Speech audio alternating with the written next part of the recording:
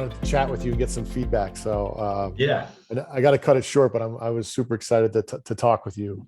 So that's how is good. That's everything? good. So your week? Yeah, but so I was doing, the health this month with going through the health and the body prosperity or the vitality, right, that we're doing with Joshua. At first I was like, I don't need this. Doesn't sound too exciting, right? It's Yeah, not yeah, financial, right? It's not yeah. prosperity.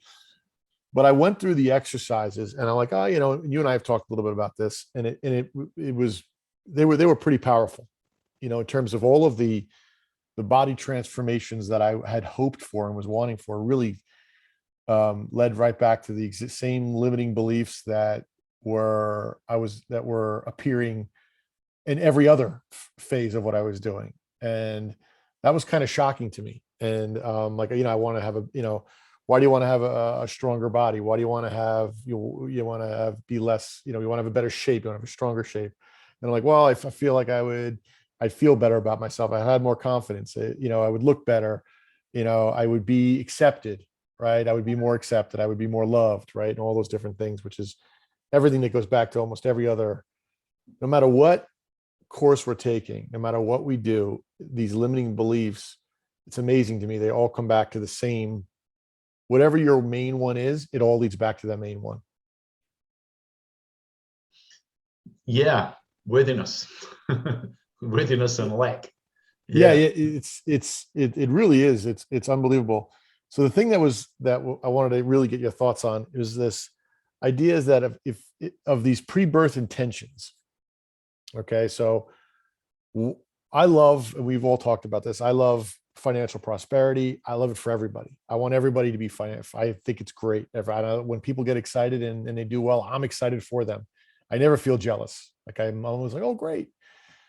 The idea that maybe financial prosperity wasn't part of my pre-birth intentions, like, put a wobble in my step. I was like, whoa.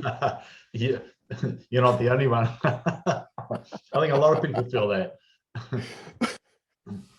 So how does that play out? Right. That's the question, is like, you're being honest, like, okay, I feel a wobble.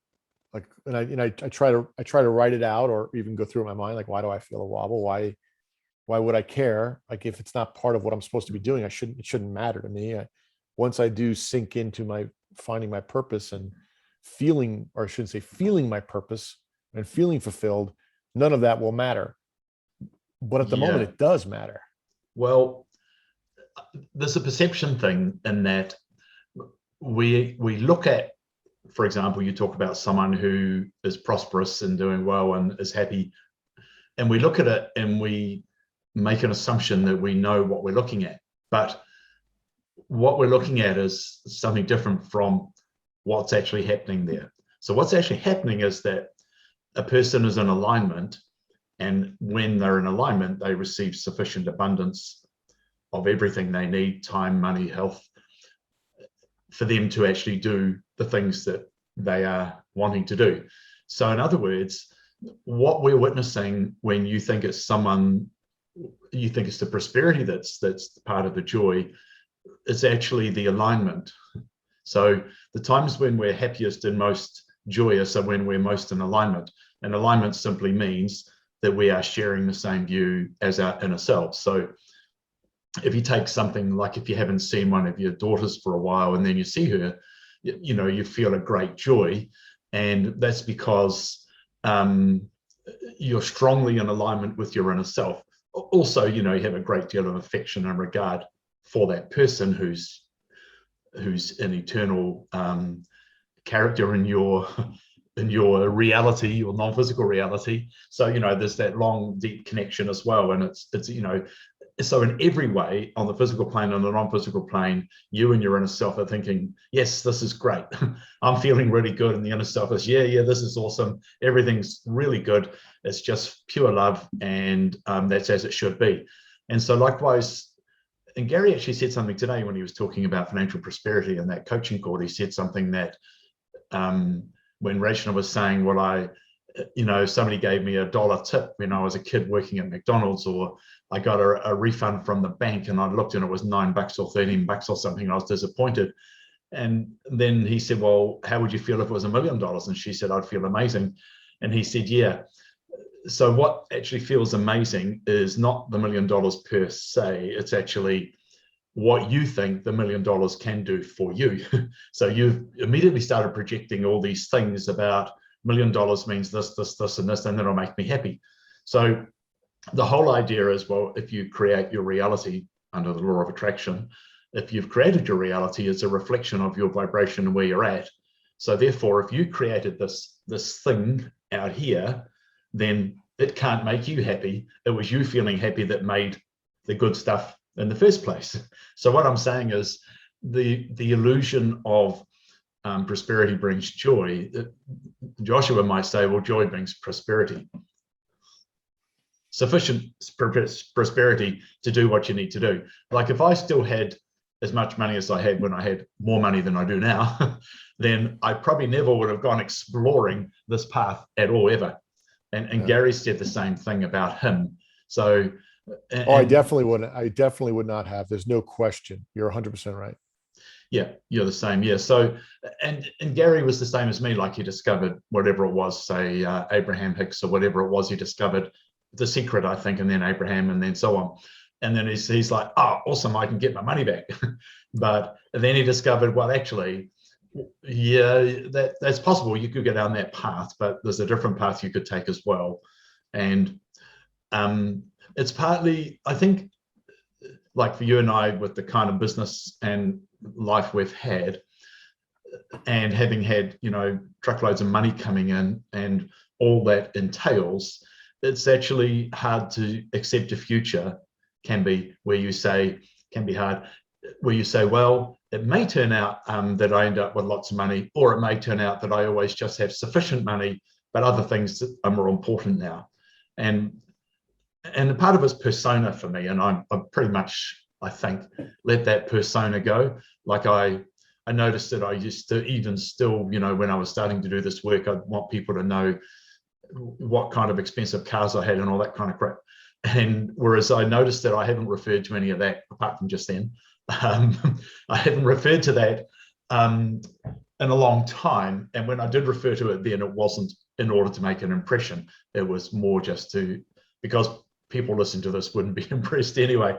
So that's one thing I noticed. All that stuff, it's on deaf ears, when I try all those old school tricks from yesterday, when you meet somebody, some people you meet who got a lot of money, they have 101 ways of kind of conveying that and how important it is to them. And I used to play that game, and you maybe did too. And I noticed I don't do any of that anymore whatsoever. And there's an old joke. There's an old joke in you'll appreciate this. How do you know, in a room full of 500 people, how do you know which one went to Notre Dame? He'll tell you. Yeah. And it's interesting. So I look back, and even I originally, there's no question, I originally started to get and would purchase or lease, right, a fancy car because I thought it made me feel better and it made me look powerful. No question. Right. And when I had lost everything and I was driving, a different vehicle that maybe wasn't up to, the standard that I had thought in my head, I felt less inside. Right. I'm at a crossroad now because I enjoy driving certain cars. Right. It's just fun. Right. And I'm wondering to myself, am I doing this for me, or am I doing it to try to have people have an impression upon me? Yeah. Right. So I'm at that point, because it's a matter of fact, I'm actually in a point of like, do I turn in, I have another opportunity for a different car. And I'm asking myself, like, what do I do? Like, do I go down? I shouldn't say do I go in a different direction because it's cheaper, or do I go in a different direction because I'm worth it? It's more money, it's worth it, and I feel good about it. Like I don't. I'm now it's in a conundrum. I'm like, what Right. do I want to do? I Well, want car X or do I want car yeah, yeah. Y? So there's two things I'll say here. The first one was on one of the Joshua calls. I wanted to know about because Joshua says often when we give something to somebody, it's transactional, that you want to give it to them to feel like loved or respected or whatever.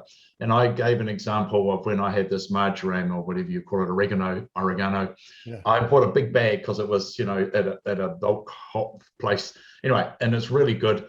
And I had some extra coffee beans, and Trace's sister and nephew, who are real foodies, were staying. And so I gave them some of this oregano and some of the coffee beans because they're really good coffee beans. And the way I described it, Joshua said, well, yeah, you did that out of love, out of pure love and enjoyment. You didn't do that transactionally. And also it had very little monetary value. It was all about, I know that they're going to enjoy using that herb and they're going to enjoy those coffee beans because they're really good. So that's the first thing, is that what is the feeling, are you doing it out of the pure love and enjoyment of driving a particular kind of vehicle? Now, I've always been into cars and motorbikes, right, from way, way, way back. And I've thought a lot about this. So, and like when I had an AMG Mercedes, was a CLK 55 AMG, which at the time, about, in the early 2000s in New Zealand, cost me $195,000, which, is well over 100,000 American. And I also had an Audi S4, and they were great cars and a lot of fun. But I also had a Subaru Forester, which in many ways, I've had 4 of those now. That was my favorite because I had all the best times in that, and it would go anywhere and do anything. I would take up the ski fields, and in New Zealand, we have quite rough ski field roads. And because it's so sure-footed in 4-wheel drive, it was just the best ski field car. I had an Audi all-road V8, and that was terrible on the ski field roads. Those big Pirelli tires were like skis. It was terrible. But the Forester, that is an awesome car. Plus, I like trout fishing, and you can drive it up riverbeds, you can drive it on beaches, you can drive it, through farms. And it was like all the best times were the Forester, which in New Zealand dollars, by comparison, is probably $50,000 or $60,000 new. And, we bought one recently for 19,000 New Zealand dollars, which is, maybe 12,000 American dollars or something. So nothing. Anyway, and likewise, when I bought another motorbike, relatively recently, I bought a Yamaha TT 250, which is a kind of a crossover or adventure bike, but it's only a 250. And I hadn't ridden for a while, and I thought I could get a bigger bike, but I'll start with that. And that thing would also go anywhere. I remember going up dirt roads, and I took it off-road. I made it an off-road bike and went, I got some amazing photos of up the top of the snowy mountain. And, I remember riding under a waterfall with Trace on the back on this backcountry road. So that adventure bike, I had a lot of fun. Now, I could have bought a BMW 650 or a BMW 1000, right, in the same adventure category, but I bought this Yamaha, which was incredibly reliable. It's just the best bike of all time. So my point is that I actually had the most enjoyment from a relatively cheap motorcycle and a relatively cheap car. And if you, for example, like a roadster style sports car, then you can have an awful lot of fun with a Mazda, what we call an MX-5, you call a Miata, I think. And you can also have an awful lot of fun with an old Porsche Boxster, which costs very little. And that is probably the best roadster, and you can buy an old one for nothing. And they are, Yep. the Boxster, I've driven those. I've driven pretty much every Porsche, on track days and all that rubbish. And an old Boxster is like, if you want the sports car, windy, hilly roads, I don't know what sort of vehicle you're interested in, but that is really hard to beat. And the old ones don't cost a lot, and you can have so much fun. Or a Miata, like that's a classic as well. So you don't have to buy the brand new Roadster, for 50 or 80 or 100,000. Yeah, no, and I have SUVs, so it's like, Yeah. I always have kids and a bunch of people in them. But this time, it's kind of funny with one leaving, and I'm like, maybe I don't get an SUV, maybe I do get something. Yeah. Right. And but right next to the Mercedes dealership, there are Bentleys, and you're looking at all, and I'm like, okay, what do you want to go for? And I'm like, well, why do I want something? Yep. Right. That's the issue. And I'm like, because it's fun. Like I get in my car every time, and I love it. Like I drive it. Like I love driving my car. Like, you know, and I have the, you know, big Mercedes SUV, but I love it. I go anywhere with it. And like I keep telling my wife, you know, she's got a Tesla, and I'm like, I'll drive the SUV anywhere. And hers is like, well, you know, it's crazy fast. And I don't know if you've ever driven a Tesla, but it's insane. It's literally, she's got the big one, and I can't tell you how fast you go in that thing. Yeah, electric vehicles accelerate really fast, don't they? Yeah. Yeah, I mean, you know, we've raced a few Porsches, you know, in Yeah. Arizona. There's some straightaways that are like a few miles, and she just laughs like, "Good luck," because Yeah. it's literally 0 to 100 in like 4 seconds. Yeah. I know Zero they're, to 100, like 0 to 60, like yeah. you pass 60 in 2 seconds. Yeah. Yeah. I know it's crazy. Electric It's cars are very, very and fast. Yeah. and So and they're but to they me, it's about handle. the joy of it, right? It's about the Yeah, joy of it. Yeah. Like I had a Nissan, what we call a Patrol. I don't know. Some people call it a Safari. I had four-wheel drive way oh, back years ago, which at the time, you know, like in the like a 90s, cost me Defender, like one of those Defenders, like the like the Land Land Rover Rover. Defender. Yeah, it's a four-wheel drive, a boxy thing, you know, a genuine tough off-road vehicle in the 90s. It might have cost me, I bought a new 50 or 55,000 New Zealand dollars. And I'd also had a Maserati, which at the time cost me 125 grand.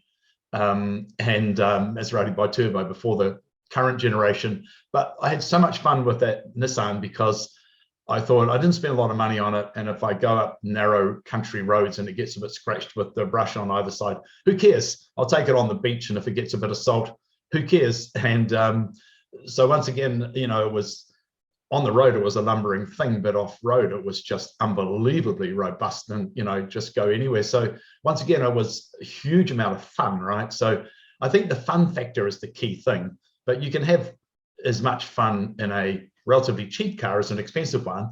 And when I was really into the expensive car thing and the persona, I didn't like the idea of being seen in anything less than an expensive car. And I didn't want to show up at business meetings or whatever in a cheap car. And so it took me a long time to get over that. Now I don't even think about it. So as I detach from that ego persona, you know, defining Yeah, what I had, meaning what I have is no longer who I am. Never was, but I yeah. thought it was. Yeah. No, So if it's you're doing it yeah, for the pure joy and love of it, that's one thing. Whereas if you wouldn't be seen dead in, you know, a $10,000 or $5,000 SUV, you know, then you know that it's not about the pure love of it. It's about persona still. yeah. There's probably a twinge of their persona in there, which is, I guess, Remember it's the good. early MacGyver episodes? And he used to get around in a Jeep, you know, with the top off. And to me, when I first saw that, I thought that is an expression of freedom. Yeah, And an old Jeep like that would cost nothing. yeah. You're right, and I love Jeeps. Who doesn't love a Jeep? Driving a Jeep, right? I mean, everybody loves driving a Jeep. Yeah, it's an Um, icon. Yeah, yeah, you know, it's funny because you can, you know, it's funny you say that. So you can find a car that you would consider cheap that's been souped up, that's more expensive than most of the luxury brands. That is the way. yeah, So it's interesting when you start thinking about, like, what does that actually mean to you? Like, what do you care about what you're driving? And I want to not care, but I yeah,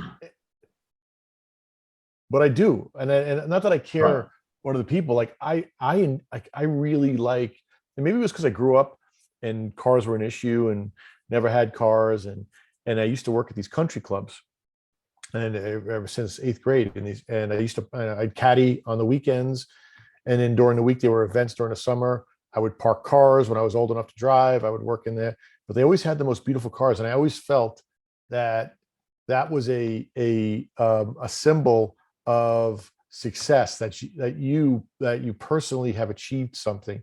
So it does have the car, and the style does Yeah, have some meaning to me, right? Long term, like when I hit rock bottom, and I had to turn my car, and I did everything, and I had, for like, a couple of years I had nothing, and then I actually went and got a car that somebody had, graciously given to me, so it cost me nothing. Then I got a car that was what I felt was a few $100s a month. It was great, and then I went and got the car I wanted, that I've been wanting, right? So I went and got that.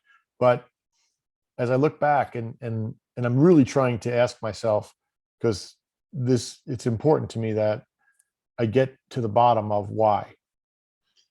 Yeah. So I think part of it is it for the pure fun of it? And could I have as much fun with a much cheaper car? And how would I feel not driving a Mercedes Benz or a Tesla? And what if I was driving a car that cost $5,000 or $10,000 that gave me the same amount of pleasure? So it's a bit like, I gave you the story about the oregano and the coffee, because that, Joshua said was done out of love, which I was pleased to hear, because I know that feeling when I do something out of love, as opposed to when it's transactional, when I'm wanting to get someone to like, love, or respect me. Right. So I guess if I look at about it now, I like if I'm going to drive, I don't park in a. First of all, everybody here in Arizona, where I'm living, everybody's got a fancy car. I don't look to park like in front. I don't look to have a status symbol. I'm trying to think about what I would do if I wanted it to be a status symbol, but I just get inside and I just love. I love the feel. I mean, like, you had an AMG. That's top of the top. I mean, that's an incredible car. Like when you sit in Yeah, that, it was a lot of fun. yeah, I mean, I did track days with it, and it was mind blowing what it could do, far more than I ever realized. And the technology is incredible, and I do love all of that and the power of it. Like the first set of rear tires, I burned out within a few thousand, like 2 or 3 thousand miles. And in New Zealand dollars, they were like $1,400 a corner. So the yeah. thousand Oh my tire. gosh. But Yeah. I'm not into that anymore. I've done all of that, and I realize now if I had a fast car, then I really need to do track days, because you can't enjoy it otherwise. And so if I want to go and do a track day, then I'll go and do that. But I've done a lot of that, and I'm not feeling the urge at the moment. Right. Yeah, and it's funny. So the reason why I get an SUV is I love, taking my kids and all their friends on road trips, right? So, and Yeah, I like to do it. I like to do it in comfort. I yeah, want they're very it to good for be, that. I agree. Yeah, and it is and great company. Yeah, yeah, that's so I'm we constantly go out to California if it's LA, if it's a 6 hour trip or 4.5 or 5, and in those cars, it's comfortable. I mean, yeah. Well, the Forester is more comfortable on a trip than the AMG, which is quite a hard ride and firm seats, oh and the yeah, same as the Audi. Really, the Audi S3. That. I mean, the Audi was an incredible car. Like, it wasn't as fast as the AMG, even though it was a V8, but it no. was the handling, with the four-wheel drive was just astounding. When Anyway, was when did you finally realize that it didn't matter to you? um, What was that tipping point? it's been gradual, and I've only recently got there. Some of it was living overseas for 5 years, where we sold all the cars and bike and everything, and went and lived in India and France, and then nobody really knew who we were or what we had or anything like that. And then it's been kind of gradual doing this Joshua LOA work as well. So I guess I got there relatively recently would be the answer. It wasn't a quick thing. And remember, I did 12 boot camps before starting this Ascension experience. Yeah. Wow. This to me has been an incredible, like I said, I've only been doing it since December. So December will be 1 year, but I've been doing it every week. I mean, I haven't missed, even though we've had a break, but I still do the exercises, right? And I'll still listen to a Joshua broadcast. But it's been, let's say 10 months of this, 9 months of this experience. And it's unbelievable. And I have had more realizations in the last 8 or 9 months than I've had in the 8 years prior of Yeah. me doing all of this work. So what Yeah. Joshua's teaching is what his whole process. And I just finished reading a book, Conversations with God by Neil. I forget his name. His name Goddard. is yeah. Yeah. It's a great, and it's very similar to the Seth, very similar to Abraham, very similar to what Joshua. It's funny, they all connect at some point. They Yeah, all I connect. got that on Kindle, but I when I a year or two ago, but I never was able to get into it. But I will have another look. You will enjoy it. It's Josh. I mean, he really goes through. There are maybe one or two things that are a little bit different, but out of the 50 they talk, 48 out of 50 are identical. and it's just a different way to describe it, right? Because Right. that's what, and if you look at even what Joshua says, which I find really interesting, what Joshua said, hey, what's the difference between you and Abraham? And what he said was really interesting to me. We only went so far with Abraham because that's all you were ready to hear. Right. Right. Yeah. Right. And that's pretty powerful when you think about it. Yeah. Yeah. Yeah, because I noticed that people I've introduced to Joshua who've been doing Abraham work who haven't taken that step, and I look at where they're at, and I say, okay, yeah, like this work probably freak you out a bit. Really, For people, it's people who are insane. kind of what I call stuck with the Abraham stuff, right? Like I know a few people who are stuck with the Abraham work and are not really. I guess you have to address limiting beliefs, and you can end up in a comfortable cocoon with the Abraham work, I think. The Abraham work, um, for me, it really what it taught me. It was so the secret was about positive thinking, right? That's only half the story. Your thoughts are one element, right? Are just like, so the second one is this vibration, and Yeah, that's right. Alignment and right. vibration. Yeah, yeah, yeah. And he was the first one. Abraham was the first one to start talking about vibration. You're feeling, you got to feel it, right? And he talked about vibrational discs, right? What discs are you, right? All those different things. And the way Joshua just explained it, that, and if you read Neville Goddard, he was always just saying you have to you have to take the moment, take your desire from the end, meaning that you have to see yourself in the end experiencing that, right? So all these people talked about all the pieces, but Joshua was the first person to put it all together. So you look at, Wayne Dwyer, the wish fulfilled, right? You got to live life as the wish, from the point of the wish is fulfilled already, right? Gratitude.